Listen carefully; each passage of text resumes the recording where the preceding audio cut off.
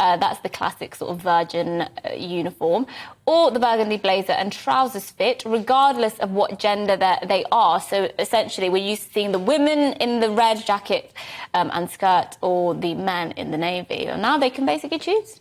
Well, it will also be making pronoun badges for its crew members and adding the option for the genderless MX title to be added on customer tickets should they want one. Well, here to talk to us about this is sociologist and social commentator Professor Frank Furedi. Thank you so much for joining us. I kind of, call me old-fashioned, but, you know, I kind of like the genders sometimes being separated. It does seem quite frustrating that everything is going towards the blurring of the boundaries. I mean, is this a good thing? What do you think? Well, I think what it really represents is an attempt to indicate to the world that we're on the right side of history.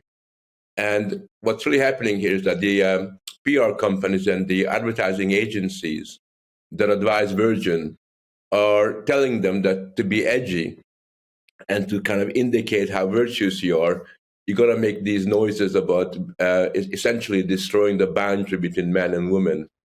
And what's very interesting is that if they were genuinely interested in making their staff feel comfortable, they would just simply say, let everybody wear trouser suits.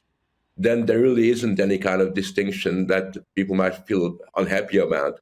But instead of doing that, what they're doing is they're putting on this performance of virtue that we love to give you our pronouns. We don't care what kind of clothes you wear. And it seems to me that this is just a way in which a new kind of fashionable branding exercise is carried out, principally promoted by the PR and the advertising industry. And I think what they're doing is essentially calling into question everything that so people have lived by for thousands of years. And they're turning that into a little joke, because if you look at the ad, it seems very cute, very funny, and who's going to be angry at this? But actually, it's got a very insidious message that it communicates. Do you take the critique, though, of your argument that actually they're just giving people the choice to do this if they want to? They're not necessarily enforcing, they're not telling men they have to wear skirts or telling women they have to wear trousers. And many people would say, hang on a minute, people on your side are advocating free speech and free choice. Why then shouldn't people have the free choice of whether they want to wear a skirt or trousers? Well, in principle, you can have free choice, but if I'm a barrister, I don't have the choice to come in jeans and T-shirts and go to the court in that kind of a way. There's a certain decorum that one expects, and I'm all for choice. But in this case, it's not so much giving us choice. What they're doing is sending us a signal, telling us that this is really cool, this is the future.